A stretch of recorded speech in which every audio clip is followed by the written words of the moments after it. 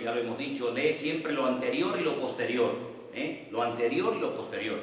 Ahora les voy a poner un ejemplo para que veáis cómo se puede manipular la Biblia y además te vas a dar cuenta muy fácilmente. El tiempo de los verbos es muy importante, muy importante. Presente, pasado, futuro, si es algo que pasó, que va a pasar, que está pasando, a quién se le dijo, cuándo, dónde, por qué, el propósito, la ocasión, el tema, el escenario, la estructura del libro. ¿A qué me refiero con la estructura del libro? Hombre, pues no es lo mismo acercarte a la Biblia a través del libro de Apocalipsis que a través del Evangelio según San Juan. ¿Vale? Ya la estructura, a lo que apunta el libro del Apocalipsis, es más que nada un tema profético. ¿Vale? Entonces tienes que tener en cuenta que el lenguaje del libro, pues es un lenguaje típico del mundo de las profecías, de las escatologías, ¿verdad? Que después en estas clases vamos a explicar un poquito significado de algunos números, colores, animales, para que cuando te los encuentres en otro libro, sepas de lo que estás tratando. Lo bueno de la Biblia, ¿sabes? Lo bueno de la Biblia, que tú, por ejemplo, cuando sabes interpretar una cosa en el libro de Apocalipsis que tiene que ver con algo profético, si te vas a otro libro que habla también de profecía, eso también representa lo mismo. Por ejemplo, un león con alas, por poner un ejemplo, un león con alas. ¿Dónde aparece por primera vez en la Biblia un león con alas? En el libro de Daniel. ¿Qué representa un león con alas? El imperio de Babilonia. Cuando tú te vas al libro de Apocalipsis, te encuentras otra vez a un león con alas. Y tú dices, uy, pero si este es el mismo de Daniel. Claro, es lo mismo. Tú te encuentras en el libro de Daniel un leopardo con 4 cabezas. Y ese animal que no existe, simplemente algo para ilustrar la división del reino de Grecia cuando se dividió, pues representa a Grecia. Si tú te encuentras otra vez en cualquier otra parte de la Biblia a un leopardo con 4 cabezas, te está hablando de Grecia. ¿Me explico? Entonces, lo bueno es que cuando tú sabes interpretar ciertas y determinadas cosas, en otro libro es como los sueños. Cuando tú tengas algún sueño y creas que el sueño que tú has tenido puede ser de Dios, vete a la Biblia a ver lo que has soñado, qué significa. ¿Qué interpretación le dieron en la Biblia al agua, a la sangre, a los animales? Porque eso es lo que significa, no tiene otra aplicación, ¿de acuerdo? Entonces, es muy importante también entender por qué se dijo eso en ese momento. Ahora lo vamos a ver, porque lo que ustedes estudiaron durante la semana fue el Concilio de Jerusalén. Yo os voy a hacer preguntas para ver si lo que se decidió allí tiene pleno vigor hoy en día o no. Si se puede transportar el mensaje, la conclusión de lo que se dijo allí a hoy en día. No podemos sacar las cosas de su contexto. Por ejemplo, el otro día cuando yo hablé en la iglesia de que Abraham le dijo a Eliezer que fuera a buscar a una novia para su hijo, pues hicieron un juramento, hicieron algo que hoy en día no tiene ningún sentido hacerlo, pero que en aquellos tiempos sí tenían. Entonces hay cosas que hoy en día tienen otra connotación completamente diferente. Pero tú no tienes que interpretar la Biblia con la mentalidad del siglo XXI, ni como un europeo, sino tú tienes que meterte en el contexto y en el tiempo histórico de la Biblia, porque lo que significa hoy una cosa, en aquel tiempo significaba otra. ¿Te das cuenta? Por ejemplo, hoy en día, no sé, que una mujer le diga, hola hermano, ¿qué tal? ¿Cómo estás? Eso no pasa nada. Pero en aquellos tiempos, el que una mujer, incluso estando inmunda, tocara a un hombre en público, pues era ya suficiente como para que te cayeran a pedradas encima. Entonces, no puedes interpretar la Biblia según tu concepto occidental del siglo XXI, sino respetando el contexto del tiempo. Después dice aquí, buscar las enseñanzas en los textos paralelos. ¿Se acuerdan lo que dijimos con eso, no? Si esto que estoy leyendo también lo cuenta otro libro, pues léelo en otro libro, porque vas a tener información más para entender. Aquí en el punto número 8 están lo que llamamos las dispensaciones, que son inocencia, conciencia, gobierno humano, promesa, ley, gracia y reino. No reina, sino reino. Alguien se le ocurrió hace mucho tiempo dividir la historia de la humanidad en periodos, que se llaman dispensaciones. Entonces, ¿cómo trató Dios con Abraham? Completamente diferente a cómo Dios trató con Adán y Eva. ¿Cómo trató con Moisés? Completamente diferente a cómo trata con nosotros hoy en día. ¿Por qué? Porque aunque Dios es el mismo, los tiempos han cambiado, la información que tiene hoy en día el creyente no es la información que tenían los creyentes hace 1000 años, por lo tanto la forma como Dios trata hoy en día contigo y conmigo probablemente es muy distinta a la forma como Dios trataba con Adán y Eva, que no tenían Biblia, ni pastor, ni iglesia, ni nada por el estilo. ¿De acuerdo? El trasfondo histórico. Es muy importante a veces cuando lees un pasaje de la Biblia situarte en las costumbres, en la historia, en la geografía del lugar. Por eso yo creo que una de las grandes ventajas de poder viajar a Israel es ver sobre el terreno la geografía bíblica. Porque aprender geografía de un país con un libro, hombre, no digo que esté mal, pero si yo te digo, oye, ¿Tacoronte dónde está? ¿Para allá o para acá? ¿El Teide dónde está? ¿En esta punta o en la punta de Arlo, en la punta de Teno? ¿Verdad? Que al vivir aquí ya te sitúas, aunque no hayas estudiado geografía de Canarias, pero ya por vivir aquí ya te sitúas. Bueno, pues es muy importante conocer la geografía bíblica, los viajes de Pablo, los viajes de Abraham, cuando las 12 tribus fueron a Egipto, situarte en el contexto histórico. Género literario, hoy vamos a ver algunas cositas interesantes. ¿Qué es esto que estoy leyendo? ¿Una poesía? ¿Una parábola? ¿Una promesa? Intención del autor, muy importante. El punto número 12, ¿está hablando en singular o en plural? ¿Esto es para todo o era para esa persona en particular? Por eso lo dice el 13. Y finalmente, pregúntale cosas al texto cuando lo estés estudiando, pregúntale. Si es un pecado, si es un ejemplo a seguir o no seguir, es una orden, una oración, una verdad, a creer, es un consejo. Esta lista te va a ayudar muchísimo. Es una lista base para poder interpretar los textos bíblicos. Quiero que apunten en esta tarde lo siguiente. Cuando ustedes estudian hermenéutica, hay varias formas de estudiar esta asignatura. Apunta, por el sistema racionalista, yo voy a explicar ahora qué es todo eso, pero tú apunta, el método o el sistema racionalista, el método o sistema alegórico, el método dogmático,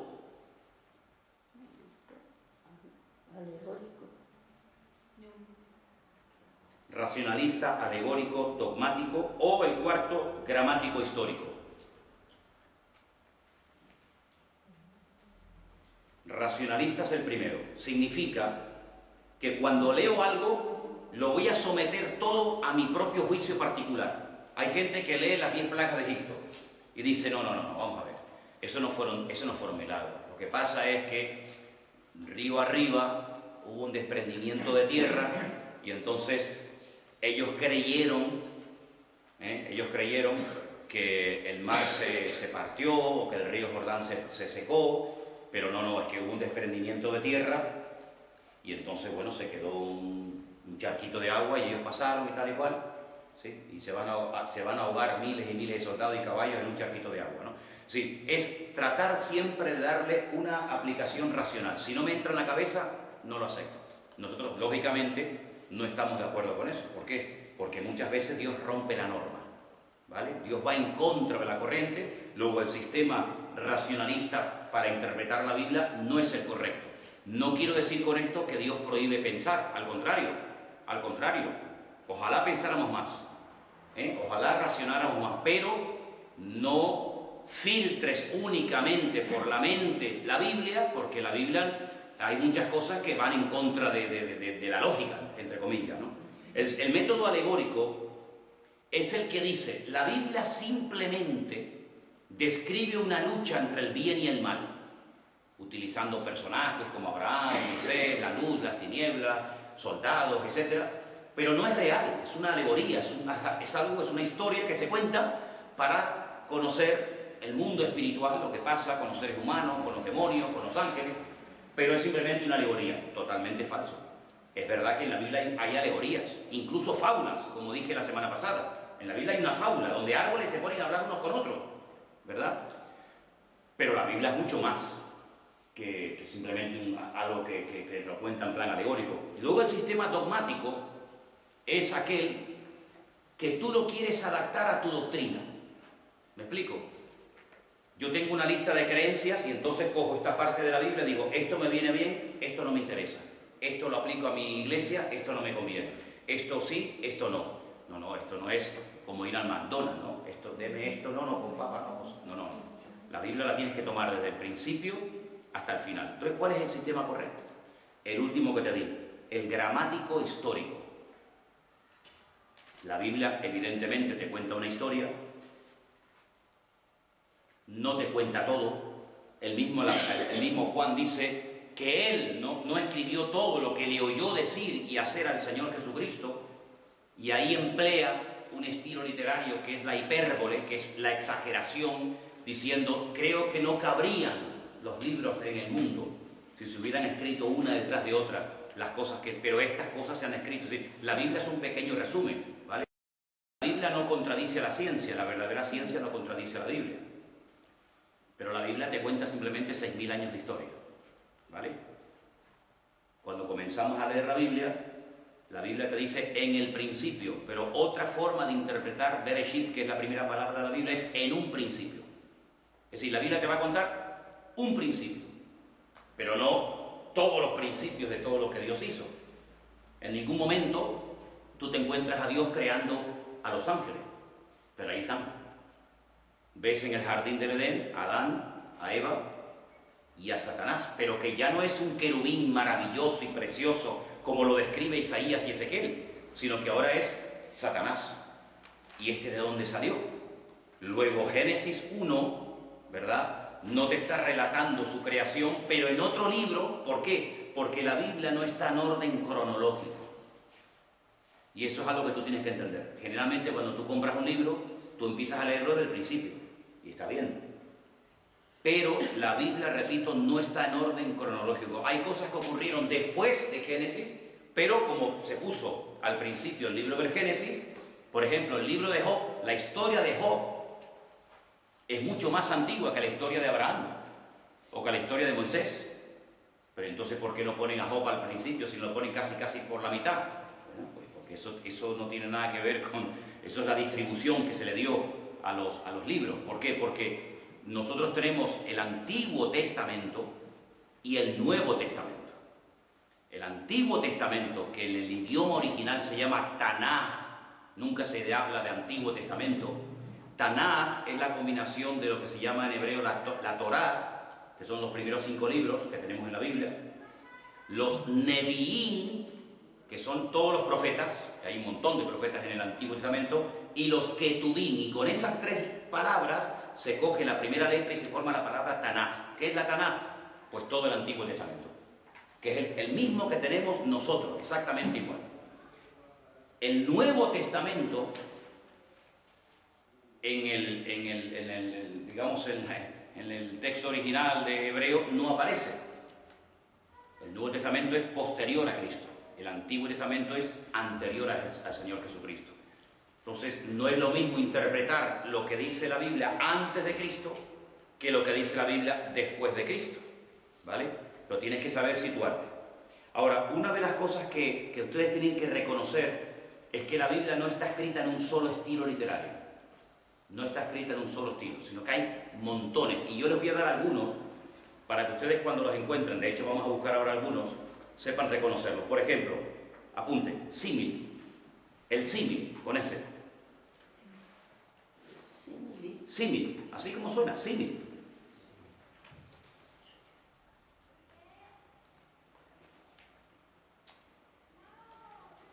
Apunten, en esta figura literaria,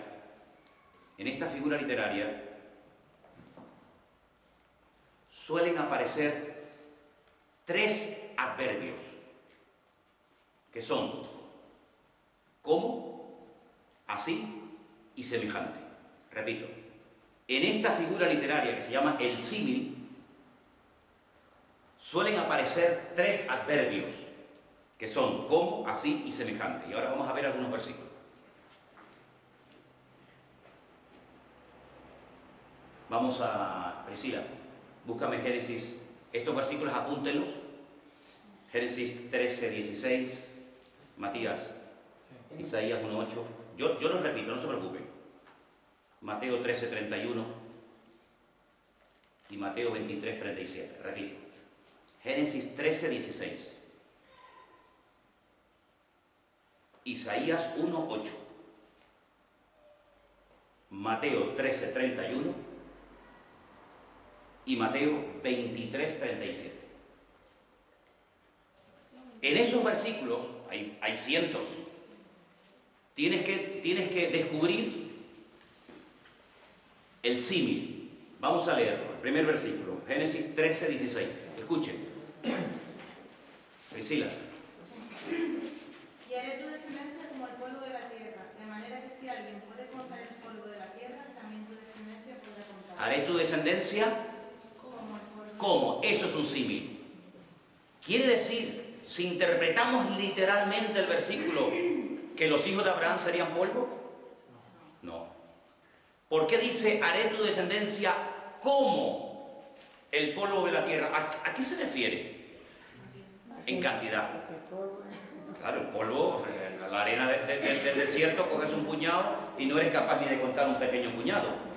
Es decir, que recurre al símil del polvo del desierto o la arena del desierto para que Abraham se haga una idea que va a ser una descendencia incontable, tremendamente numerosa. Eso es un símil, ¿de acuerdo?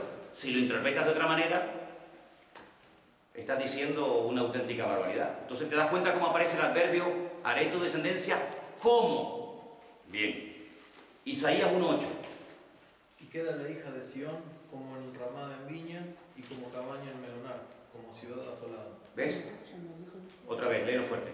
Y queda la hija de Sión como enramada en viña y como cabaña en melonar, como ciudad asolada. Isaías 1:8. Está hablando de la hija de Sión. ¿Quién es la hija de Sión? Y Jerusalén.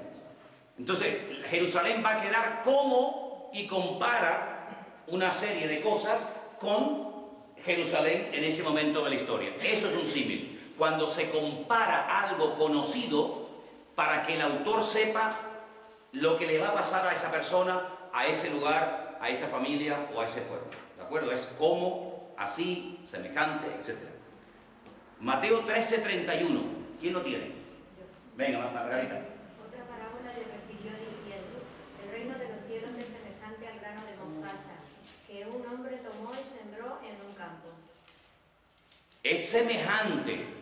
Sí, eso es muy típico de las parábolas. Es decir, es poner un ejemplo, ¿vale? Es como un grano de mostaza. Pero, hombre, no puedes interpretar literalmente, sino simplemente es un ejemplo para que te des cuenta a qué se parece el reino de los cielos. Y tenemos finalmente Mateo 23:37. ¿Quién lo tiene? Venga. Jerusalén, Jerusalén, que matas a los profetas y apedreas a los que te son enviados. ¿Cuántas veces quise juntar a tus hijos, como la gallina junta sus polluelos debajo de sus alas, y no quisiste?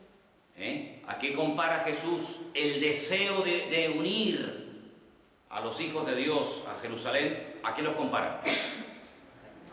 A la gallina cuando junta los polluelos. Entonces, hombre, queda bien claro que lo que pretende el Señor es apuntar a la unidad. Yo quise juntar a mis hijos como la gallina junta a sus polluelos, pero ustedes no quisieron. ¿De acuerdo? Eso es un símil. Esa figura literaria aparece muchísimo en la Biblia, muchísimo. ¿Por qué? Porque la gente que está oyendo el mensaje, o los futuros oyentes que van a oír el mensaje, tienen que saber por dónde van los tiros. Y cuando se emplea esta figura literaria, que es el símil, pues más o menos te haces una idea de lo que quiso decir el autor, el profeta, el rey o el señor o quien fuera. ¿De acuerdo? Bien, tenemos otra figura literaria que es la metáfora. Apunte, la metáfora.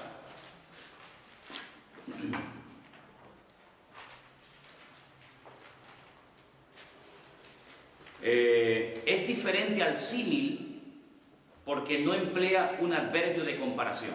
Repito, es diferente al símil porque no se emplea el adverbio de comparación.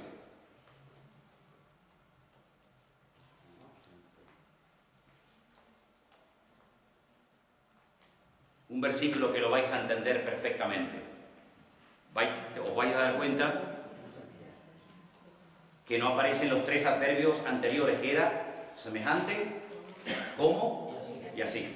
Miren esta palabra: vosotros sois la luz del mundo. ¿Lo interpretamos literalmente? Quiere decir que cuando se va la luz, tú llegas, y en cuanto tú llegas, ¿qué quiso decir el Señor cuando nos dice a nosotros, vosotros sois la luz del mundo? ¿Qué quiso decir el Señor? ¿Eh? Sí, que íbamos de alguna manera a ayudar, ¿no? A iluminar, a aclarar las ideas. Vosotros sois la sal de la tierra. ¿Qué quiso decir el Señor? Porque si dice que yo soy la sal de la tierra, pues tengo que saber lo que hace la sal. ¿Qué hace la sal mismo? Darle sabor a las cosas. Tú le quitas la sal a una comida y está sosa, pero tú le echas sal y ya tiene gustito. La sal no produce sed. Cuando comes algo muy salado, no dices, uff, muchacho, dame agua porque tengo mucha sed. Pues eso es lo que tú tienes, ¿verdad? Pero no es que literalmente yo sea un tarrito de sal, ni que sea una linterna ambulante, ¿vale? Entonces se parece al símil, pero no emplea adverbio, sino que directamente dice, eres la sal de la tierra, soy la luz del mundo, etcétera, etcétera. Esa es otra figura. Apuntar unos versículos que os voy a dar, después lo leéis en casa. Santiago 4:14. No lo vamos a leer ahora, pero en casa leer Santiago 4:14. Cantares 2:14. Y Proverbios 18:4. Repito, Santiago 4:14, Cantares 2:14 y Proverbios 18:4. Son 3 versículos donde veis la metáfora. ¿Bien? ¿Proverbios?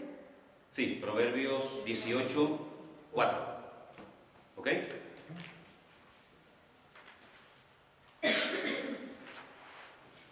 Hay una figura literaria que es muy, muy, muy importante, se llama el tipo. Apunten, el tipo. Y apunten un poquito lo que les voy a decir. El tipo es algo divinamente preparado de antemano. El tipo es algo divinamente preparado de antemano para representar una realidad espiritual futura. El tipo es algo divinamente preparado de antemano para representar una realidad espiritual futura.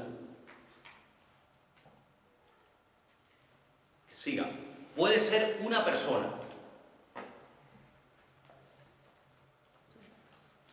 un lugar, un objeto,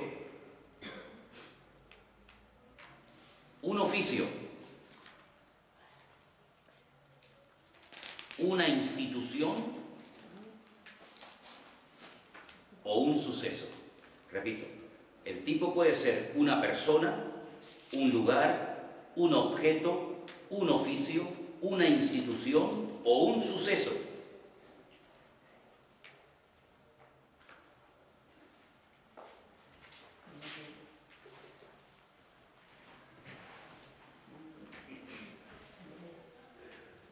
Por ejemplo, el sumo sacerdote, que ahí tenemos las vestiduras, el sumo sacerdote es un tipo ¿de quién? De Cristo. Y yo pregunto ahora, ¿por qué? ¿Por qué yo puedo ver en la figura del sumo sacerdote un tipo de lo que Cristo sería cuando Él viniera? ¿Por qué? ¿Qué hacía el sumo sacerdote? ¿A quién representaba el sumo sacerdote? Representaba al Señor en la tierra. Bien, Cristo representó a Dios perfectamente. Era el que intercedía entre el pueblo y Dios. Cristo dice que es el único mediador entre Dios y los hombres. ¿Qué más? Tenía que mantenerse santo. La santidad, la pureza del sumo sacerdote tenía que ser a prueba de bombas. Cristo fue el varón perfecto, nunca pecó de ninguna manera, ni con el pensamiento, ni con las acciones, ni con las palabras, ¿vale? Entonces, el tipo es algo que a ti te enseña a ver, a ti te enseña mentalmente a reconocer de antemano la realidad futura. Entonces, en cierto sentido, como dijo el apóstol Pablo, todo lo que ocurrió en el Antiguo Testamento era una forma de preparar mentalmente al pueblo de Israel para que cuando apareciera el verdadero, dijeran, este es. los corderos, los animales que se sacrificaban en el Antiguo Testamento, ¿quitaban los pecados? No.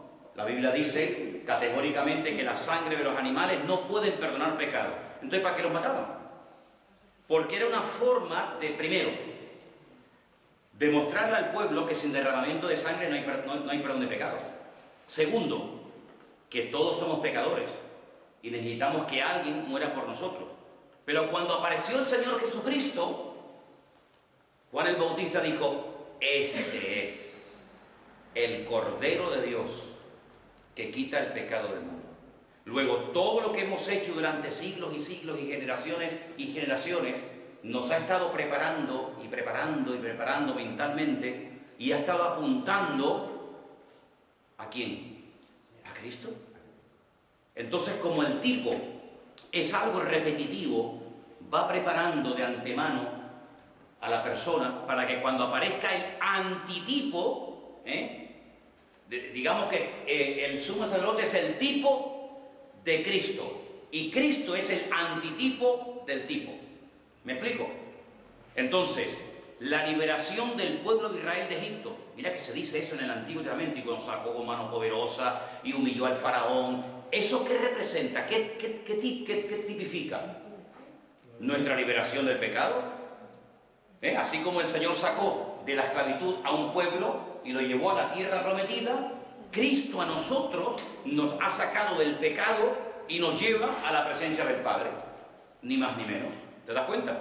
Entonces, todos los tipos en el Antiguo Testamento, claro, los tipos lógicamente están en el Antiguo Testamento, no tiene ningún sentido que estuvieran en el Nuevo. Si estuvieran en el Nuevo todavía faltaría el cumplimiento. Toda esta figura literaria del Antiguo Testamento, el tipo, apunta siempre a algo en el futuro que se cumplió fundamentalmente en la figura de Cristo. Por ejemplo, el arca de Noé es un tipo de ¿qué? En el arca la gente se salvaba. Imposible, en el arca se salvaba. Eso tiene que tipificar algo. ¿A qué? ¿A Cristo? El que está en Cristo pasará por luchas, por pruebas y por dificultades, pero no muere. Noé estaba dentro del arca de Noé, dentro del arca, vaya, y no se ahogó, no murió. Luego, el arca es un tipo de la salvación que encontraríamos en Cristo. Tú entrabas al tabernáculo y veías el famoso menorá. Es verdad, era algo literal, pero siempre hay que ver más allá de lo que ves a simple vista. La menorá, el candelabro ese gigante, iluminaba a la gente que entraba allí, pero Jesús dijo: yo soy la luz del mundo. Luego, esto es un botón de muestra de lo que yo sería, o de lo que el Señor sería el día de mañana. Cuando entrabas al tabernáculo, en la mano derecha, te encontrabas una mesa llena de panes, que eran los panes que comían los sacerdotes. Jesús dijo: yo soy el pan de vida. Entonces, cuando comían ese pan, pues psicológicamente el Señor lo estaba preparando para todo lo que vendría en la figura de Cristo. ¿Te das cuenta? Entonces, es muy importante reconocer esos tipos, ¿verdad? Es como, por ejemplo, cuando la sangre en el Antiguo Testamento, ¿de qué es tipo? Pues de la sangre de Cristo. Y tantas cosas, ¿no? Entonces voy a darles algunos versículos para que los vean. Por ejemplo, Romanos 5:14. Romanos 5:14. Josué 1:15. Vamos a leer esos dos versículos un momentito, por favor. Romanos 5:14 y Josué 1:15.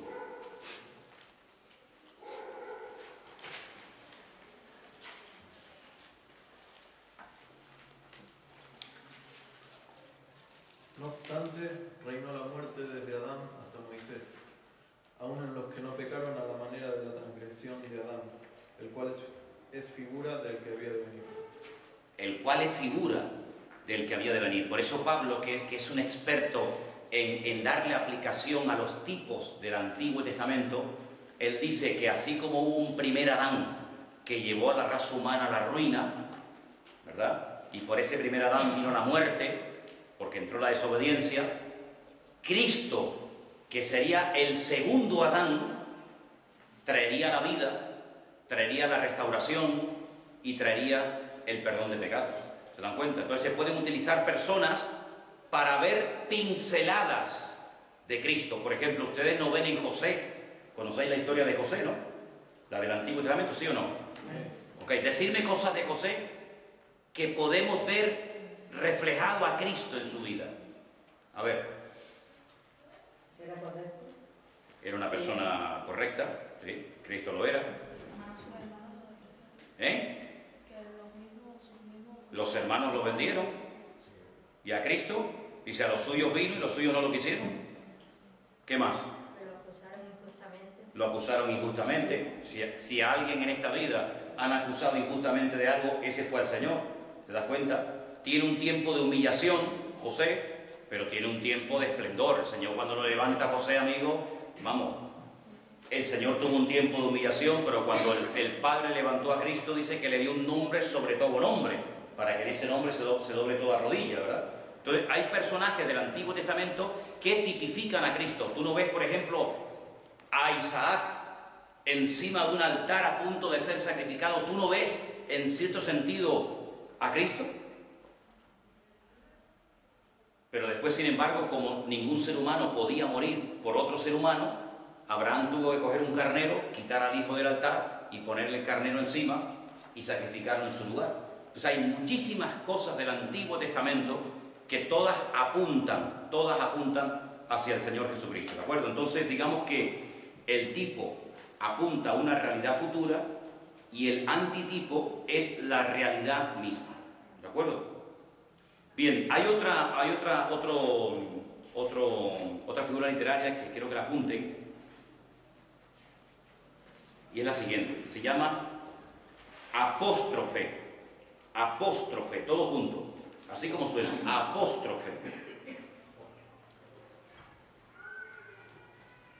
Apunten, cuando las palabras van dirigidas a una persona ausente o muerta.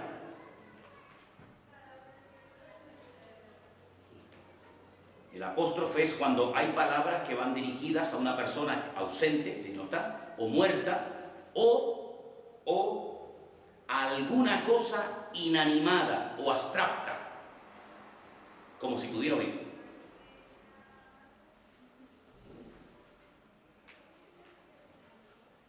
Repito, cuando las palabras van dirigidas a una persona ausente o muerta, a alguna cosa inanimada o abstracta, eso es un apóstrofe.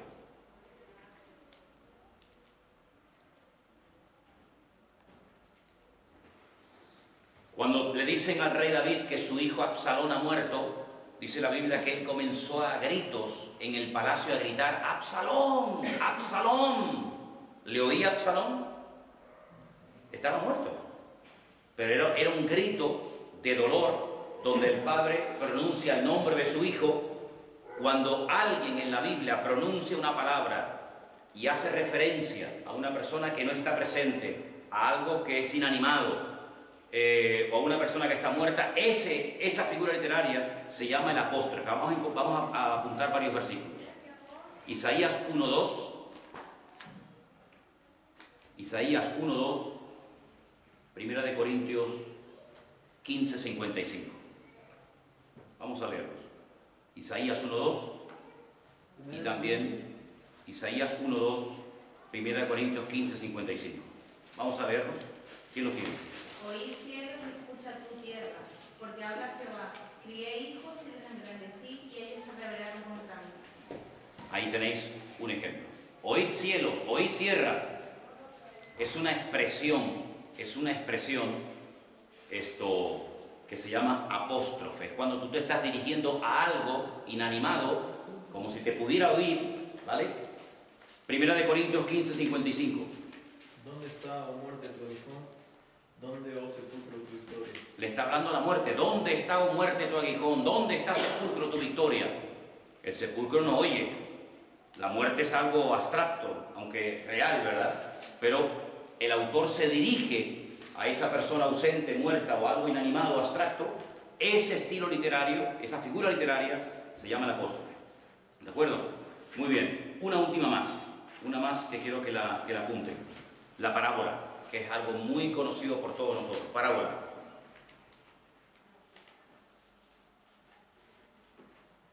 Algo que tienen que tener muy en cuenta. En las parábolas nunca se usan nombres propios. Nunca.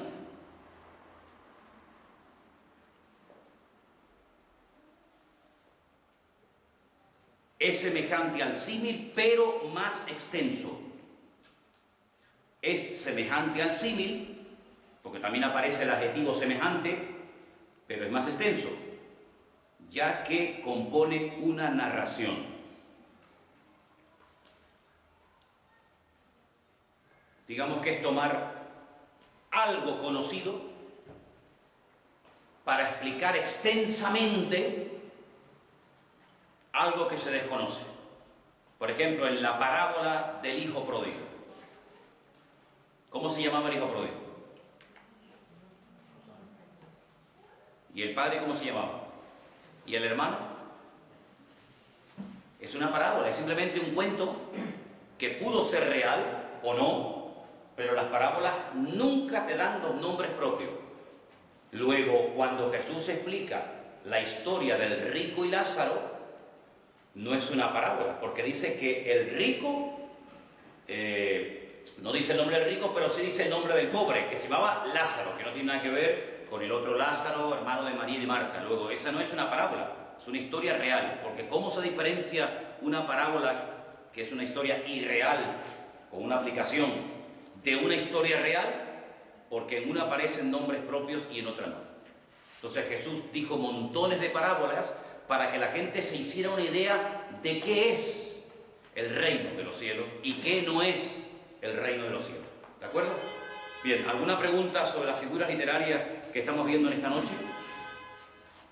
Hay un montón, hay montones. La semana que viene vamos a ver las alegorías, las fábulas, adivinanzas, enigmas, porque en la Biblia también hay adivinanzas. ¿Alguien recuerda alguna? ¿Alguien que propuso una adivinanza? ¿Eh?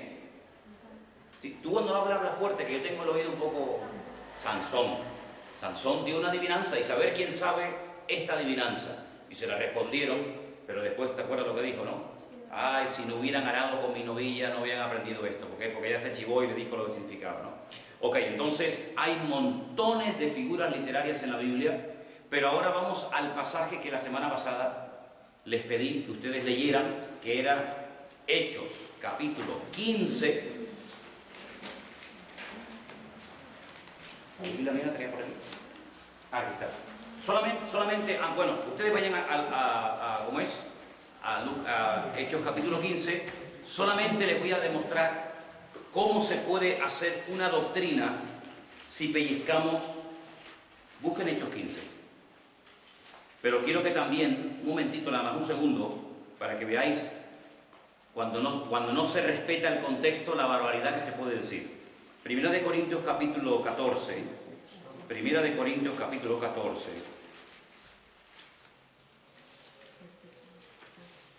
Todo el capítulo 14 de Primera de Corintios es un capítulo que habla acerca de cómo se debe de utilizar dos dones. Bueno, realmente menciona tres, ¿no? El don de hablar en lenguas, el don de interpretar lenguas y las palabras de profecía. ¿Por qué? Porque en la iglesia de Corinto había un desorden y Pablo llegó a un punto en el que dijo, mira, si alguna persona entra de la calle y les ve a todos ustedes en alta voz hablando en otras lenguas, no pensará que ustedes están locos. Y el que está sentado, ¿cómo puede decir amén si no se entera lo que estáis diciendo? Entonces Pablo establece un orden, dice, un momentito, cuando alguien habla en lenguas, cuando termine, que alguien interprete lo que ha dicho. Y dice, y si no hay intérprete en la iglesia, pues que se calle y que hable solo, ¿verdad? Entonces está estableciendo un orden. Pero fijaros, si no respetamos todo el contexto del capítulo 14, leemos el 39, que dice, aquí en esta versión dice, así que hermanos míos, anhelen vehementemente profetizar y no impidáis hablar en lenguas. ¿Qué dice ahí en vuestras Biblias? Procurar. Y no impidáis, ¿sí o no? No impidáis. Luego, si dice no impedir hablar en lengua, pues entonces se pueden poner 40 personas al mismo tiempo a hablar en lengua, porque la Biblia dice no impidáis hablar en lengua. Pero lee el siguiente. Lee 40. Pero hágase todo decentemente. Pero, si ustedes lo impidan, ¿me explico? Si yo quito el 40, esto es un desmadre. ¿Qué es decentemente y con orden? Pues todo el capítulo 14. Entonces, muchas veces la gente te saca un versículo y te dice, oye, que la Biblia dice esto. Por ejemplo, cuando el marido se enfada con la mujer, ¿no? El típico versículo del marido es, oye, la Biblia dice que las mujeres están sujetas a los maridos, no sé qué, no sé cuánto. Sí, pero ¿por qué no te lees el tuyo? Porque es más fácil someterse que amar. ¿No crees? Es mucho más difícil amar que someterse. Y la Biblia dice que el marido a la mujer tiene que amarla. Entonces, cuando tú cumplas el tuyo, tú tienes toda la autoridad del mundo sin decirle nada, ya verás cómo todo fluye. Pero cuando tú no haces lo tuyo, tienes que estar todo el día con el puñetazo en la mesa porque no fluye la bendición. Y cuando no fluye la bendición será por algo. Y como yo dije hace poco en ese famoso libro que traje de por ahí, cuando tú estás en orden, la bendición fluye. Cuando tú no estás en orden, pues tienes que recurrir a tus derechos. Bueno, vamos a ir a Hechos capítulo 15, que es el capítulo que ustedes tenían que leer. Y con esta lista que todos tienen, este papelito que ustedes tienen, vamos a ver qué podemos sacar de este pasaje. Voy a coger la Biblia con la versión que ustedes tienen, si no, después se los leo.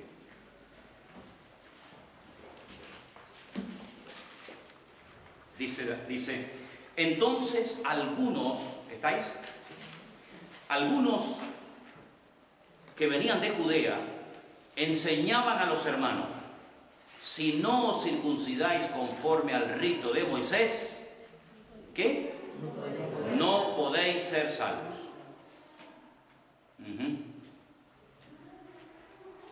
Es decir, que el follón empezó por esta enseñanza que algunos traían de Judea.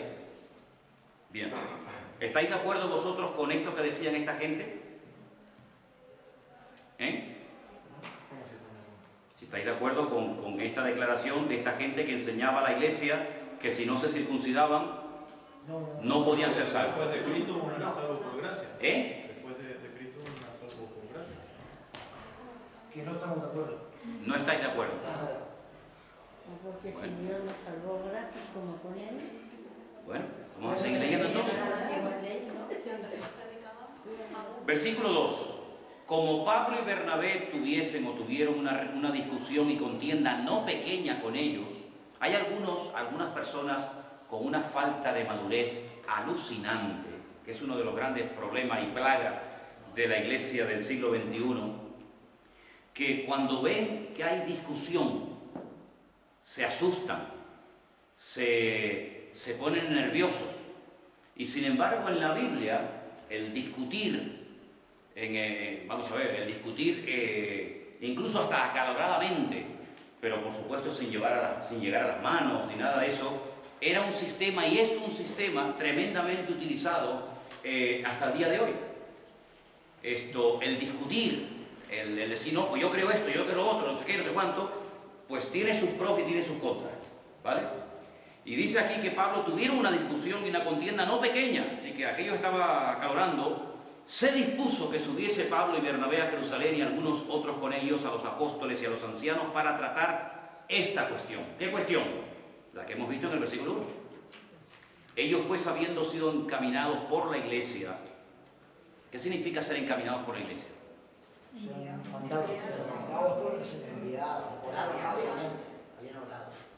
No, vamos a ver. Orado, aquí la palabra orar no aparece. Encaminados por la iglesia. Enviados por la iglesia. Es decir, que para ir a esta reunión que se iba a celebrar en Jerusalén, Pablo y Bernabé no podían decir, pues vamos. ¿Sí o no? ¿Sí o no? No podían decir, yo me voy a Jerusalén. Sino un momentito, ¿a ti quién te manda? Entonces, si Pablo y Bernabé, que eran dos pedazos de hombres de Dios, tienen que ser enviados por la iglesia, porque aquí nadie va por libre. Si Pablo y Bernabé, que ya son apóstoles y ya son mi madre dentro de algo tremendo, si esta gente tiene que ser encaminados por la iglesia, pues aquí hay una enseñanza muy importante para nosotros hoy en día, ¿no les parece? Porque no es lo mismo ir por libre que me mande a la iglesia. ¿No les parece? Bien. Van encaminados por la iglesia. Pasan por Fenicia, pasan por Samaria y van contando la conversión de los gentiles. ¿Quiénes son los gentiles? Los que no son judíos. Luego, los judíos no son gentiles. Y los gentiles no son judíos. Sí, gentil es una cosa y judío es otra. ¿Y cristiano? Los que ya creyeron. ¿Pero los gentiles creen o no creen? Bueno, estaban a punto ya de recibir la palabra y creer. Ok, aquí tenemos tres grupos, judíos, gentiles y cristianos. Sí. ¿Los judíos creen o no creen? Creen en Dios, pero no en Jesús. ¿Los gentiles en quiénes creen? Bueno, en nada. ¿Y los creyentes? Ya creyeron en Dios. Entonces, para ser cristiano, ¿tengo que dejar de ser gentil y judío?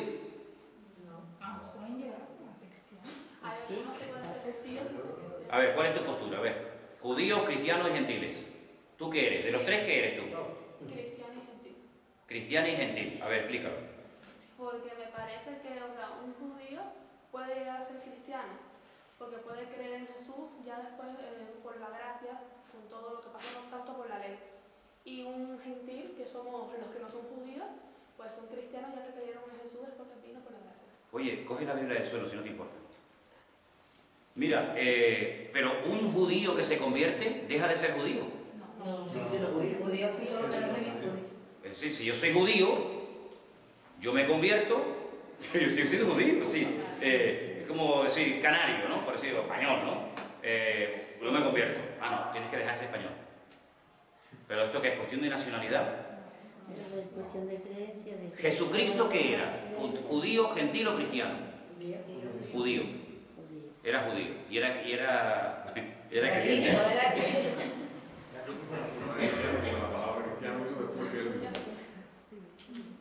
¿Verdad? Entonces, ¿cuántos cristianos hay aquí? ¿Y gentiles? ¿Y judíos? ¿Ok? Entonces, para ser cristiano no hace falta cambiar de nacionalidad. Ni un judío tiene que dejar de ser judío para ser... Lo que pasa es que gentil, judío es, por así decirlo, una etnia, una raza, una nacionalidad. Pero gentil no es de un país, gentil es que no eres. Para diferenciar al judío del no judío se le llama gentil.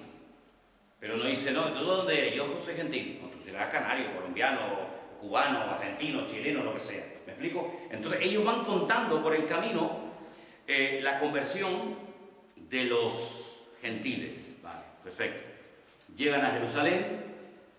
Porque después ponen el versículo 3 al final que causan gozo a todos los hermanos. Llegan a Jerusalén, son recibidos por la iglesia y los apóstoles y los ancianos. Aquí hay varios grupos. La iglesia, los apóstoles, los ancianos. Ok, vamos a ¿quiénes son los ancianos? Ancianos de la iglesia, ¿no? Los que más tiempo llevan en la iglesia. ¿Cuántos años tiene que tener una persona para ser considerada anciana? ¿Puede ser un anciano, puede tener, digamos, entre comillas, el cargo de anciano con 35 años? Que eran los entendidos de la Torá, entonces... Pero ¿hay una edad establecida? ¿Puede ser un anciano con 50 años?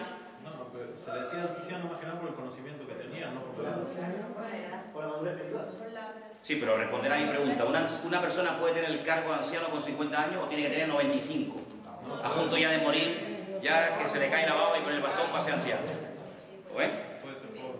¿Y qué diferencia hay entre los apóstoles y los ancianos? Porque aquí menciona a los apóstoles y los ancianos. ¿Cuál es la diferencia? Eran como los sabios a los que había que consultar y pedir permiso para... ¿Qué es más, un apóstol o un anciano? Son distintos. El apóstol iba Defínalo. evangelizando y generalmente, como Pablo, por ejemplo, escribía a todas las iglesias donde él había ido, donde él había evangelizado, y como que ¿cómo que se dice? Los resultados. No, les escribía alentándoles, o sea, como que tenía un cierto control, o como lo supervisaba, por decirlo de alguna manera, a varias iglesias. Pero entonces por esa regla de 3, un anciano entonces no puede evangelizar ni tener contacto con las iglesias. El apóstol no es el que tenía los 5 ministerios. Yo creo que sí. El apóstol es uno de los ministerios. Hoy en día existen apóstoles y existen ancianos. Sí, ancianos. Ancianos sí, apóstoles no. Apóstoles también va a ser lo que Le dicen apóstol a los que enseñan.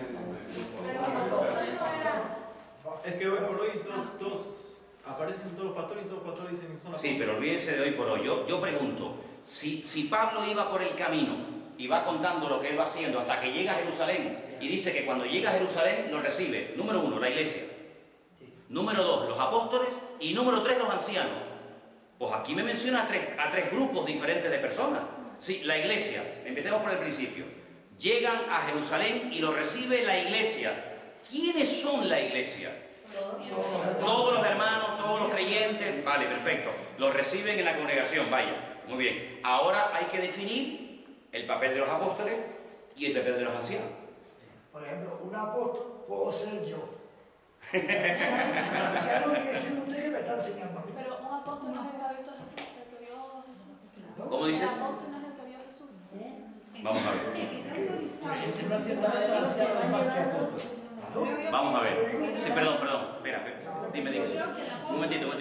El apóstol es aquella persona que está autorizada por Cristo para predicar su palabra en la asamblea, como ellos se reunían antes, ¿no? ¿Y los ancianos también? Los ancianos son los responsables en ese momento de... ¿Saben lo que pasa?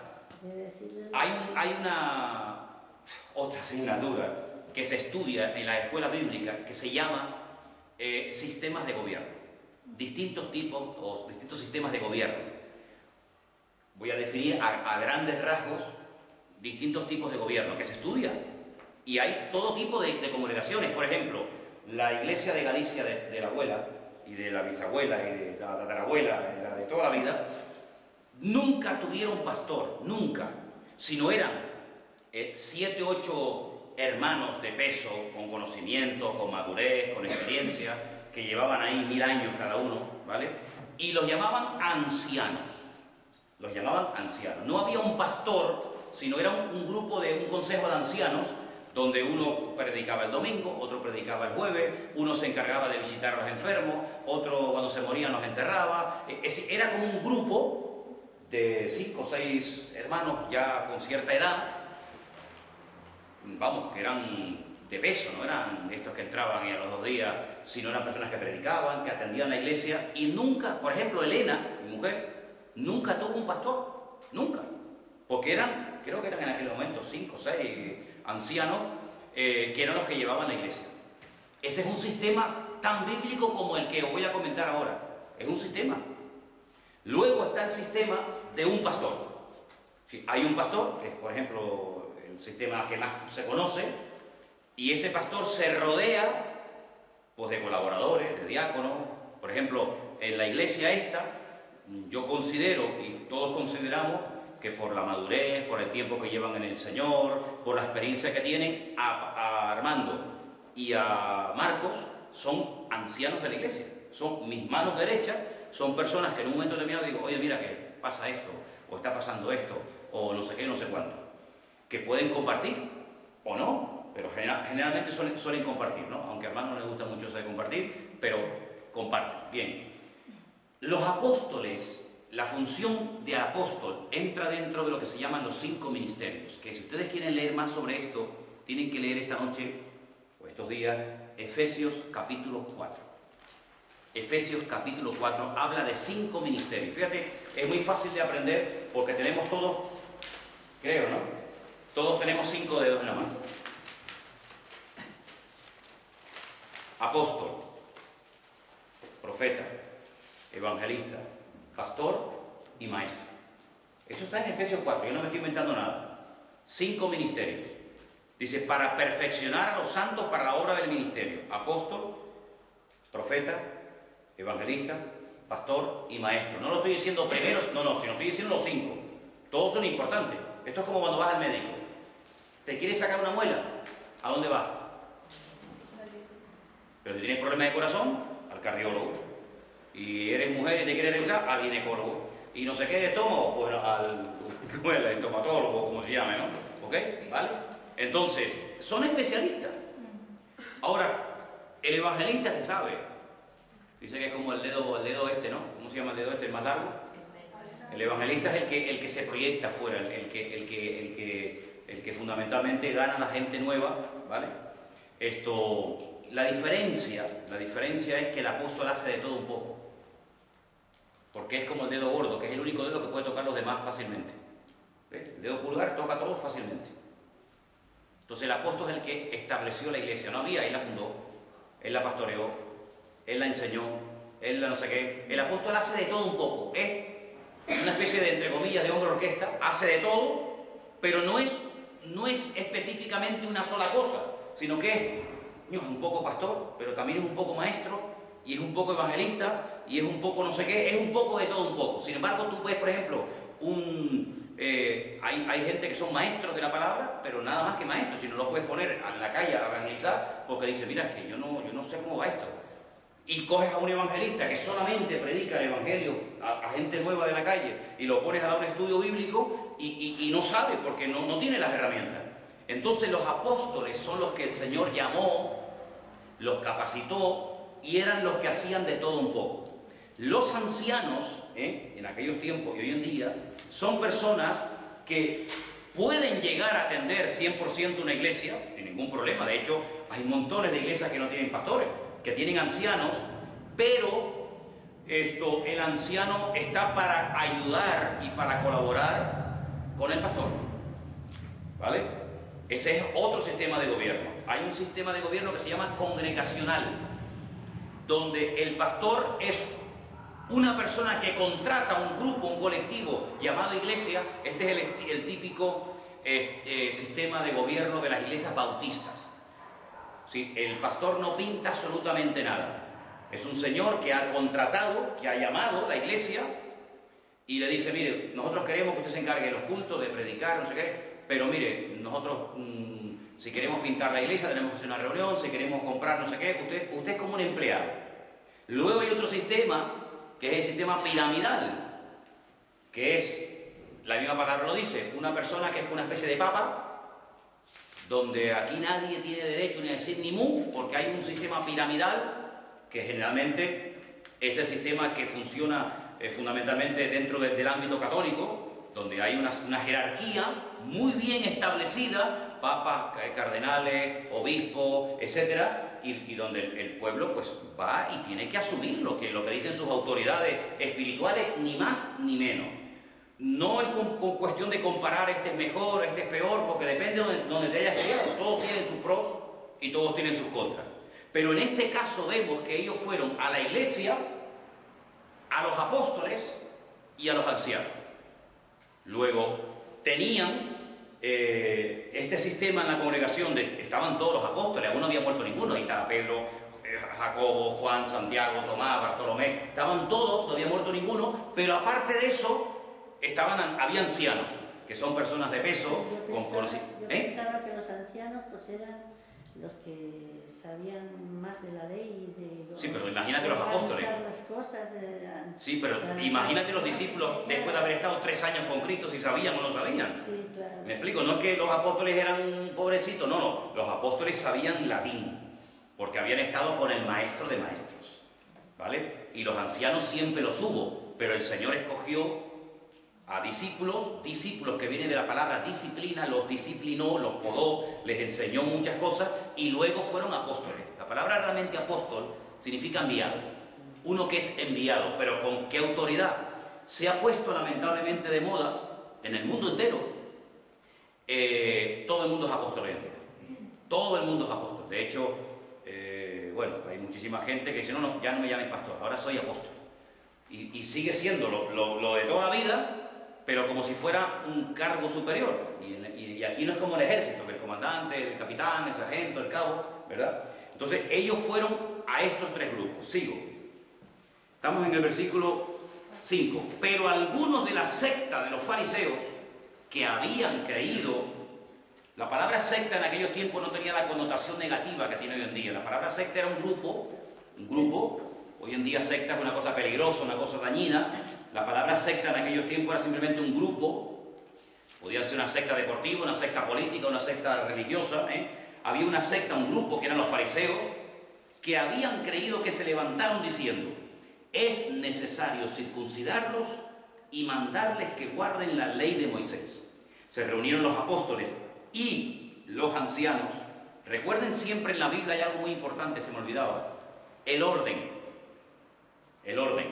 Primero menciona apóstoles y luego ancianos. Es como, por ejemplo, cuando empieza el primer viaje misionero, dice que iba Bernabé y Pablo. Ya después dice Pablo y Bernabé. Sí, el que lleva la voz cantante, el que lleva la autoridad, siempre se menciona primero y después a continuación los segundos, ¿vale? Entonces dice que se reunieron con los apóstoles y los ancianos para conocer este asunto. Después de mucha discusión, Pedro se levantó y dijo: varones hermanos, vosotros sabéis cómo ya hace algún tiempo Dios escogió que los gentiles oyesen por mi boca la palabra del Evangelio y creyesen. Esto fue con Cornelio, ¿se acuerdan? Dios, que conoce los corazones, y les dio testimonio dándoles el Espíritu Santo, lo mismo que a nosotros. ¿Cuántos tienen aquí esta tarde el Espíritu Santo? ¿Eso qué significa? ¿Y cuándo te lo dio? ¿Cuándo les dio a ustedes el Espíritu Santo? Por el bautismo. ¿Cuál? Después del bautismo. Después del bautismo. ¿Y el que no se ha bautizado no lo tiene? Cuando comenzamos a enseñar, nosotros lo aceptamos. Hay varias opiniones. Matías dice que con el bautismo, tú dices que cuando creímos, el otro dice que... Cuando confesamos al Señor. Cuando confesamos, ¿qué significa? Cuando creemos con nuestra boca, cuando confesamos con nuestra boca y creemos con nuestro corazón. Ahí tienes el Espíritu Santo. No lo aceptamos. Ahí me da que hacer. ¿Saben? Nosotros tenemos una jerga, nosotros hemos desarrollado una terminología que no tiene nada que ver con la Biblia. Dicho sea de paso, yo la entiendo y sé lo que están diciendo. Y lo conocemos. Pero muchas veces nosotros decimos: tú has aceptado al Señor, el que le estás preguntando no tiene ni idea de lo que le está diciendo. No, tú tienes que convertirte. Y te pregunta: ¿y qué me tengo que convertir? ¿En garrapata ahora o qué? Utilizamos confesar, convertirte, y son palabras que no están en la Biblia. ¿Cómo una persona en la Biblia aceptaba a Cristo? Nosotros hoy en día tenemos una cosa que dicen la oración de fe, o la oración de que dice: a ver, repite conmigo, cierra los ojos. Señor Jesús, creo en ti, te acepto como mi Señor, bien, amén. Ya estás convertido. No hay ni un solo caso en toda la Biblia de una persona que se convirtiera así. Ni una sola ocasión. Entonces la pregunta es: ¿cómo se convertía la gente en la Biblia? Porque no era como nosotros lo hacemos hoy en día. No estoy diciendo que lo estemos haciendo mal. No estoy diciendo que lo que estoy diciendo es que lo estamos haciendo diferente a como se hacía en la Biblia. No estoy diciendo que lo hagamos mal, porque la mayoría de las veces lo hemos hecho así. Pero cuando Pedro predica en el día de Pentecostés y 3.000 personas dicen: bueno, ¿y ahora qué hacemos? Se bautizaban. Por el oír y el creer. Por el oír y el creer. No, pero yo llevo oyendo 50 años el Evangelio. Y más o menos todo el mundo cree. ¿Cómo se convertía la gente en el Nuevo Testamento? Vale, creyendo. El diablo también cree y no se ha convertido. Se bautizaban al momento. Se bautizaban al momento. No hay ni un solo caso en la Biblia de decir: bueno, el año que viene, no, ¿te has convertido? Bautízate. ¿Por qué? Porque era una forma pública de decir: ¿es verdad? Demuéstralo. ¿Tú sabes lo que era un judío? Delante de otro judío decir: señores, me hago como los mesiánicos, me hago como los cristianos y me bautizo como ellos. Automáticamente te sacaban de la sinagoga, te dejaban de hablar, te quitaban el habla. Por eso, amigo, la gente no se bautizaba si no estaba segura de que realmente Jesús era el Mesías. Porque decir a una persona: di conmigo, Señor Jesús, me arrepiento, entra en mi corazón, amén, venga, Dios te bendiga, ya eres convertido. No, convertido no, ha repetido una frase, no es convertido. Por sus frutos los conoceréis. ¿Cómo que convertido? No es así, tocar un botón ni tan fácil. Hoy en día decimos: no, es que es gratis. ¿Es gratis el qué? La salvación. Eso es mentira. Hermano, me está diciendo que eso es mentira. La salvación es carísima. Lo que pasa es que otro la pagó. Que la pagó Jesucristo. Pero de gratis nada, ¿eh? La salvación no es gratis. Pasa que Cristo pagó el precio que yo nunca podía haber pagado. Y por eso hoy en día para mí es gratis. Pero si Cristo no hubiera muerto, ¿te parece poco el precio que tuvo que pagar el Señor para obtener nuestra salvación, muchachos? Dio la vida, dio la sangre. Entonces decimos que es gratis. No, bueno, mira, alguien pagó la deuda que tú le debías a Dios. ¿Y cómo pago yo esa deuda? No la puedes pagar. Menuda desgracia tienes ahora. Pero no te preocupes, tengo una buena noticia para ti. Alguien pagó tu deuda, se llama Jesucristo. Murió por ti, ocupó tu lugar. ¡Uf! ¡Qué alivio! Si tú crees que Él ocupó tu lugar, si tú crees realmente que la muerte que a Él le dieron era la que tú merecías, pero que por amor Él le dijo al Padre, no lo mates a Él, mátame a mí. Pero la fe sola no basta. Claro que no. Por eso estoy diciendo, si solamente es decir, yo creo, no. Y ahora tienes que demostrar. Primer paso, bautízate. Bautízate de nuevo. Empieza de cero. Amén. Es un palo al ego. Es un palo al ego. Pero es que el evangelio donde más te golpea es en la línea de flotación. Es en el ego. Es decir, ostras, entonces lo que yo he hecho, pues ¿sabes qué? No es por mis méritos. Esa es la gran tragedia del pueblo de Israel.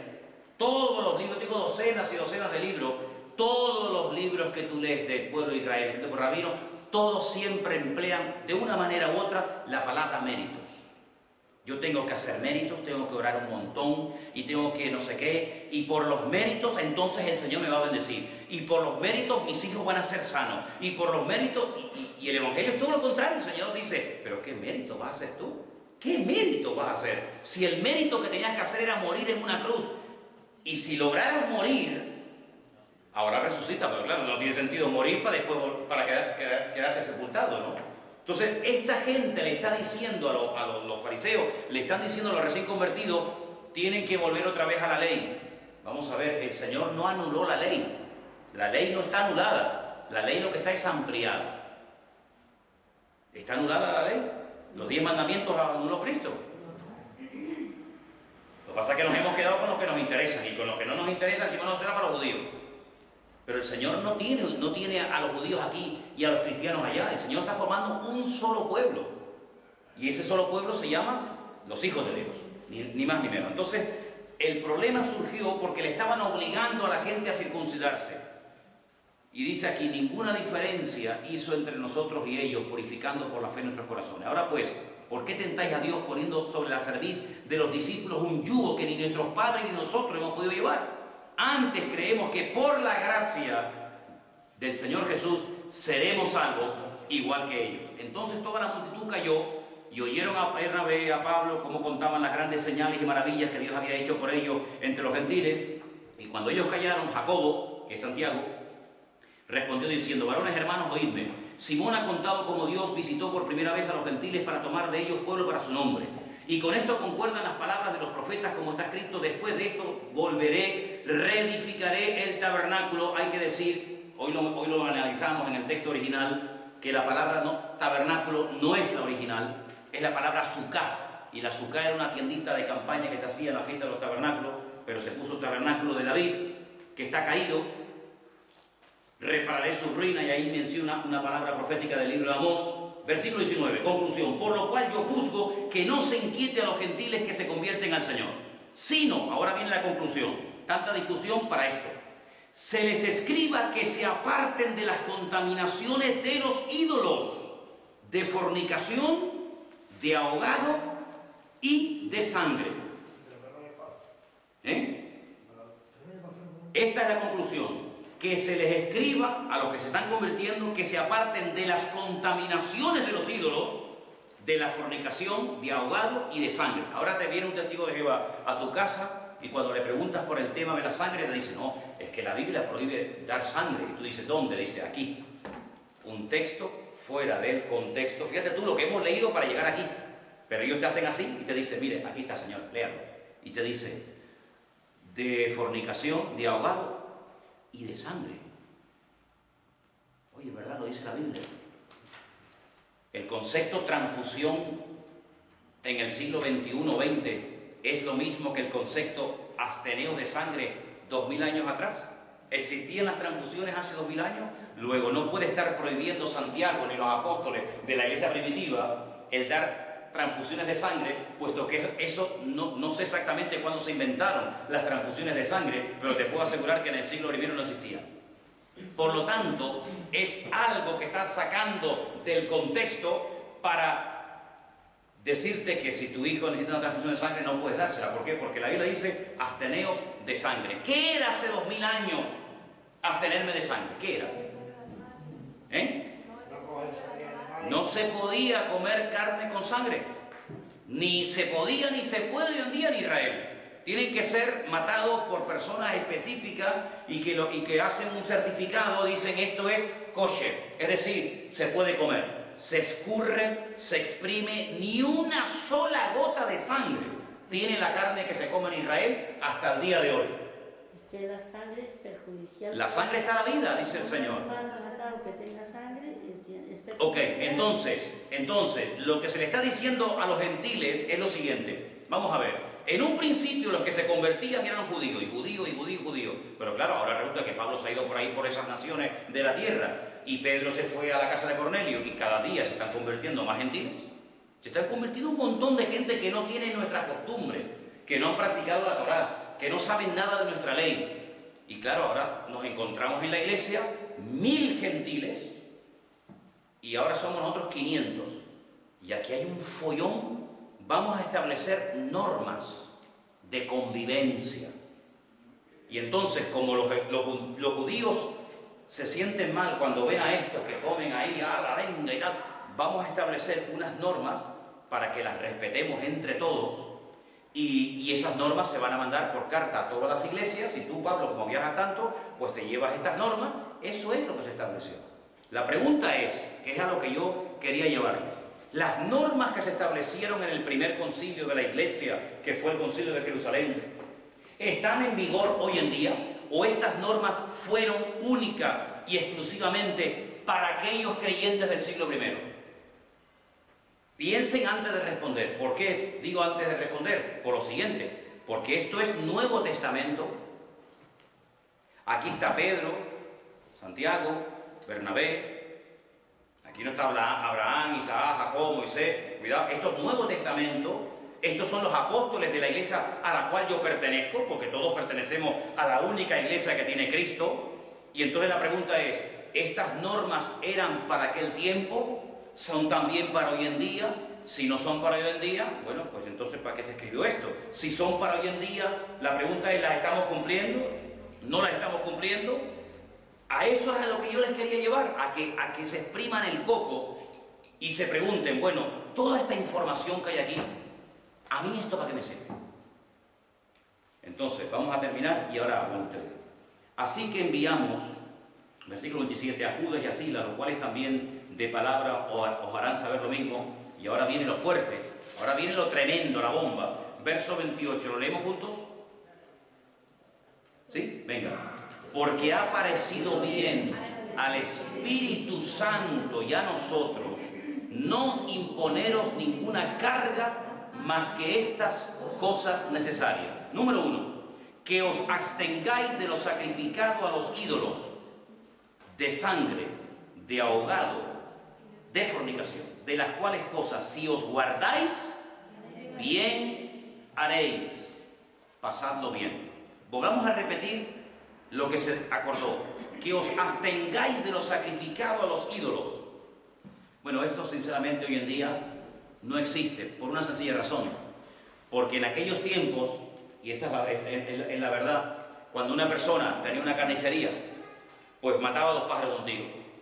Yo mato a la vaca, presento el sacrificio a mi ídolo, a Baal, a Astarot, a Moloch o a quien sea, y luego, pues mira, quedo bien con el ídolo y encima le saco un dinerillo a la vaca. La troceo y la vendo al público. Y quedo bien con este y con ustedes.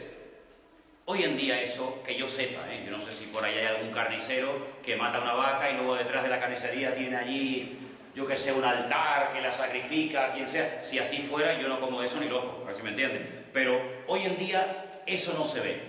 Por lo tanto, pero por ejemplo, de sangre, de ahogado y de fornicación, porque escuchen una cosa. Si yo cojo un metro de centímetros, esa es otra regla de oro de la hermenéutica. No sé cómo explicarla, pero yo lo voy a contar y después tú la pones con tus palabras. Si yo cojo un metro para medir esa pared hasta esta silla y cojo 1 metro de centímetro, yo no puedo decir, bueno, de aquí a aquí, ¿cuánto en centímetros? De aquí a aquí en pulgadas, de aquí a aquí en yardas o lo que sea. Es decir, no puedo utilizar 4 varas de medir. Si mides en centímetros, centímetros. Y si mides en pulgadas, pulgadas. ¿Ok? El sistema métrico decimal nuestro es diferente al sistema métrico decimal de los americanos y de los ingleses.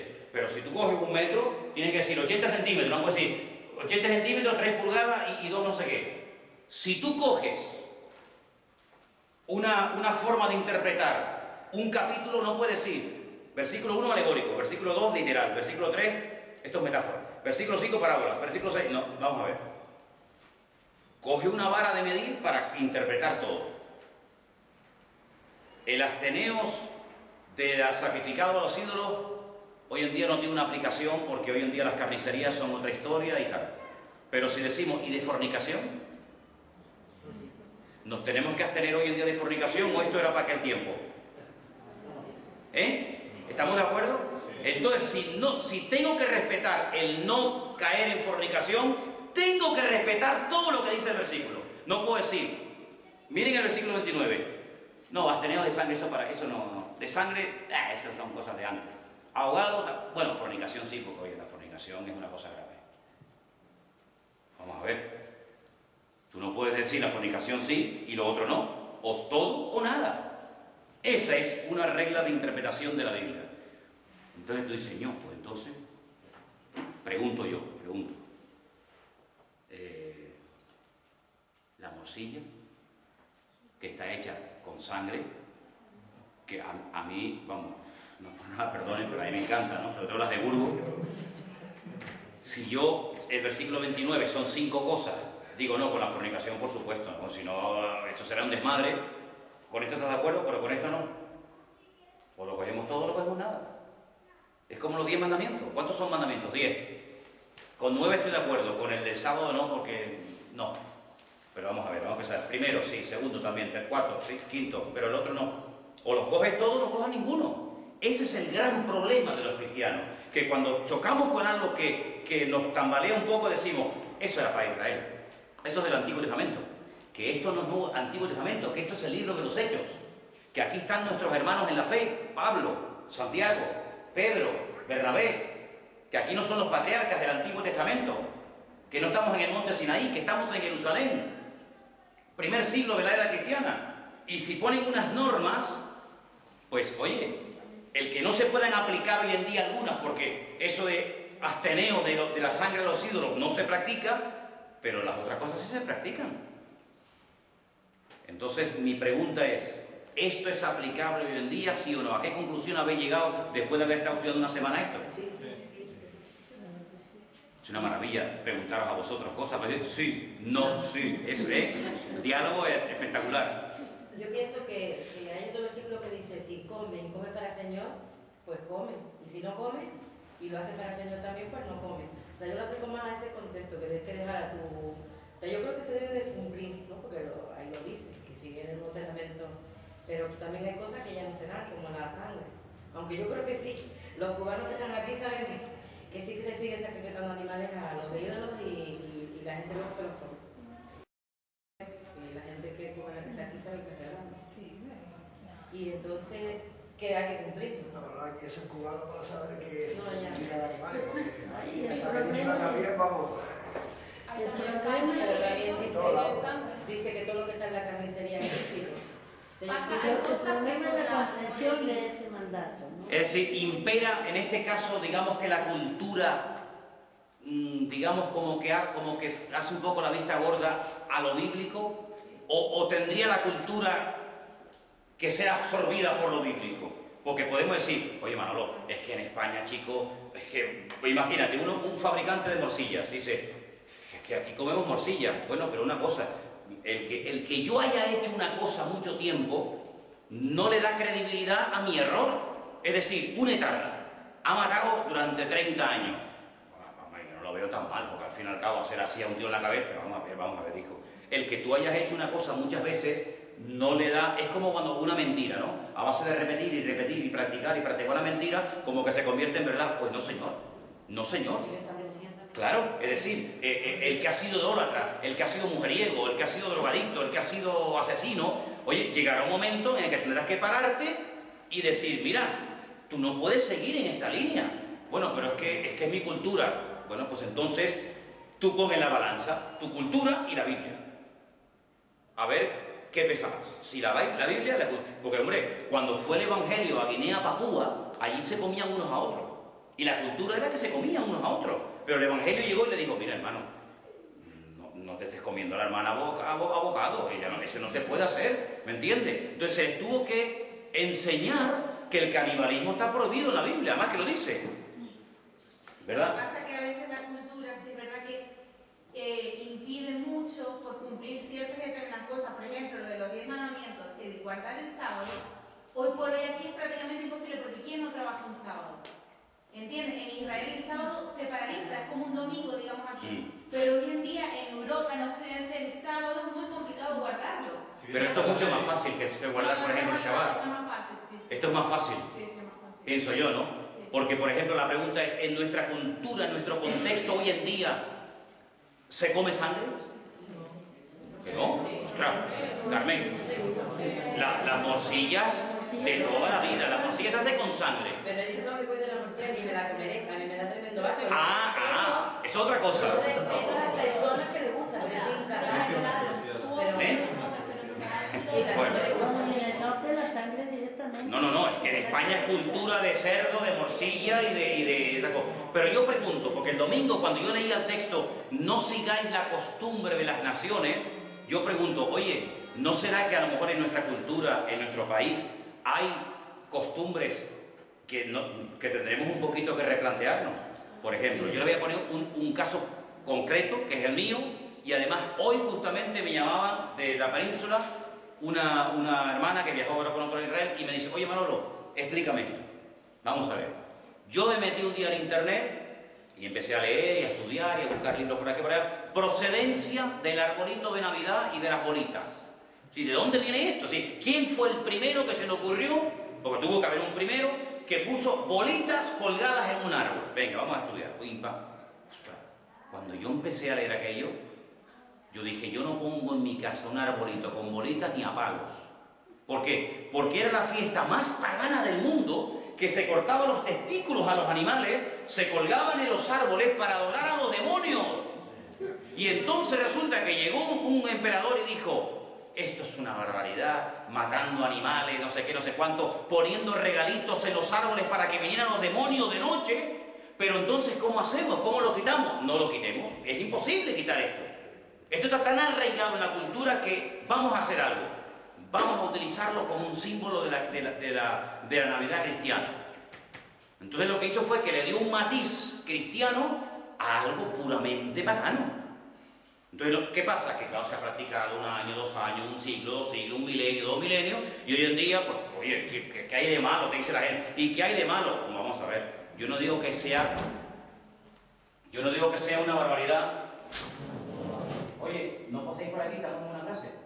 Entonces, yo no digo que sea malo el poner un árbol de Navidad, pero ahora que yo sé por qué se ponía, a quién se ponía y para qué se ponía, yo digo, yo personalmente, ahora si usted lo quiere poner, oiga, como si quiere traer una bola así, a mí me da lo mismo. Pero yo particularmente no me siento identificado. Es como si yo fuera de Tordesillas, del pueblo de Tordesillas de Valladolid.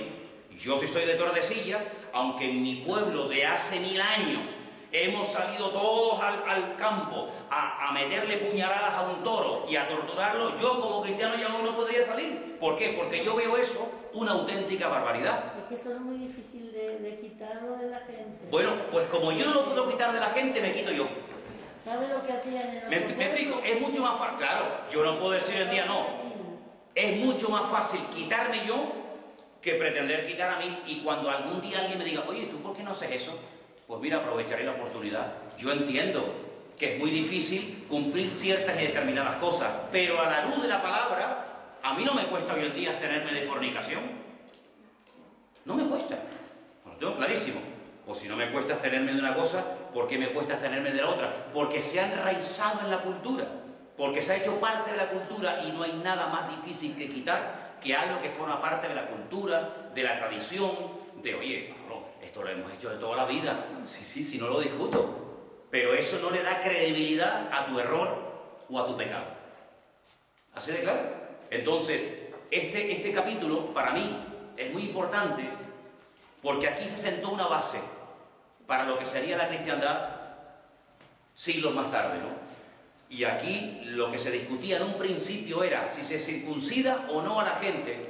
Pablo escribe una carta y dice, mira, ni la circuncisión vale o no vale, sino que aquí lo que vale es la nueva creación y la nueva criatura en Cristo Jesús, ¿verdad? Pero esto es mucho más. Esto es a lo que se acordó y por eso yo creo que sería bueno que no solamente leyéramos la Biblia y vengamos a una clase de hermenéutica como esta, sino que yo me tengo que parar en un momento determinado y decir, oye, yo tengo cierta edad, yo he estado practicando, aceptando, creyendo o apoyando una serie de cosas durante años, chicos, y yo a la luz de la palabra seré un bicho raro, pero yo en conciencia no puedo entrar, no puedo seguir en ese juego en el que yo, sin querer, por ignorancia, estuve durante un montón de tiempo. Hoy me preguntaban por teléfono desde Ponferrada, provincia de León, y la Navidad, digo, mira, vamos a ver, sabemos todos a estas alturas que Jesús no nació en diciembre y que la Navidad es una fiesta pagana que se cristianizó, pues un poco como para que la gente dejara el paganismo, pero ¿sabes lo que pasa? Yo utilizo esta fecha como una plataforma para decirle al mundo lo que verdaderamente es la Navidad. Si todos los cristianos del mundo dejáramos de celebrar esta fiesta, ¿quién daría testimonio al mundo de que un día el Mesías vino a este mundo a morir por nosotros? Entonces yo digo, hermanos, Cristo no nació en la Navidad, nosotros no participamos ni del Papá Noel, ni del arbolito, ni estas barbaridades, ni este comercio, pero quiero aprovechar estos días, que la gente está más o menos así abierta, a decir que la Navidad es esto, y la Navidad no es ni esto, ni esto. Es como la Semana Santa. Yo no participo directamente de la Semana Santa, pero a mí me da pie para explicar a cualquier persona, pues mira, pues Jesús un día vino aquí, murió y fue crucificado. ¿Me entiendes? Es utilizar la coyuntura para dar testimonio, pero no en sí la fiesta para yo involucrarme en ella. ¿Me entiendes? Bien, lo dejamos hoy por hoy. La próxima semana yo les voy a dar distintos pasajes de la Biblia y ustedes van a tener que, yo les voy a dar una poesía, a otro una hipérbole, a otro una profecía, a otro lo que sea, y ustedes van a tener que sacarle el jugo al pasaje bíblico, ¿de acuerdo? Repasen los apuntes, lean los versículos que no se han leído hoy, y la próxima semana también le daré explicación de colores, números y animales, para que cuando los vean en la Biblia sepan a qué se refiere. Caballos que cambian de color, dicen, mira, el caballo, ¿qué caballo es ese? Es un camaleón, que es un caballo, ¿no? Sí. Un momentito, por favor. Carmen. Aquí todo el mundo se queda con la duda si tú aún comes morcilla. Hombre, la verdad es que a mí me gusta, pero la verdad es que ya no puedo. Morcilla es una cosa así. Sí, por favor, un segundito. Cuando en la Biblia dice ahogado, ¿quiere decir animales ahogados? Sí, o... los animales los mataban, sí. Una cosa que yo siempre he tenido esa duda. Cuando el Señor le dice creo que fue a Pedro, mata y... Levántate, mata y come. Eso. Era una visión, Era una visión, no era algo literal. Vale. Interpretar una visión como algo literal, eso era una... Es decir, ¿qué quería decirle el Señor? Muy buena pregunta, ¿Qué quería decirle el Señor cuando le dice a Pedro, levántate, mata y come? Y él dice, es que yo nunca he hecho esto. Tú me estás diciendo a mí que vaya en contra de la ley que prohibía comer animal. Lo que lo estaba preparando era para el encuentro de los dos gentiles que venían para que fuera a casa de Cornelio a predicar, pero era una visión. Pedro no se podía haber levantado físicamente de la azotea donde estaba para matar a un animal, sino simplemente era una visión a través de la cual el Señor estaba dando un mensaje, pero no era algo literal, ¿vale? Y entonces, a ver, yo compro en cualquier supermercado cualquier carne y qué sé yo si fue el hombre que... Dice la Biblia, en ese caso no preguntes nada, lo que te pongan delante cómelo. Pero si te dicen, lo dice la Biblia, pero si te dicen, mira, ¿sabes qué? esto que te acabo de preparar, yo le acabo de presentar ahí a una santera, no sé qué. Ah, mira, perdona, yo esto no participo. Pero come sin preguntar nada. Si te está ahora dando una información, ahí queda tu conciencia. Pero al principio yo como. Y de ahí está lo importante de verificar el principio En el alimento. versículo cuando habla de hogar, te manda Levíticos y habla del tema de la desnudez de tu padre, de tu cuñado. No, pero eso no estaba correcta la cita. Ahogado era que ahogaban a los animales, los ahogaban. Por eso te pregunto, porque como te desvía a este capítulo. Sí, pero es que en ese capítulo seguramente hablará de otra cosa, no solamente hablará de eso. La sangre. Los judíos, cuando matan al animal, le dan la vuelta. Generalmente el animal está de 4 patas y lo degollan así por abajo. El judío le da la vuelta y le corta el cuello de una forma que el animal se queda sin una sola gota de sangre en el cuerpo. Pero los gentiles utilizaban otras formas, incluso hasta la misma tortura, los ahogaban y todo eso, y el Señor dice, porque eso eran prácticas paganas. Detrás de estas cosas que estamos leyendo, son prácticas paganas, y lo que la Biblia sí nos dice a todos, y eso sí que tenemos que estar de acuerdo todos, es que no debemos de participar de prácticas paganas. Hay cosas en nuestro país, como en todos los países del mundo, que son normales. Sí, son normales, son cosas que forman parte de la idiosincrasia de los pueblos. Bueno, normales para ustedes, pero es que yo ya me he salido del sistema. ¿Vale? Yo ya me he salido del sistema. Y perdona que te lo diga, yo no puedo hoy en día participar de coger una vaca y coger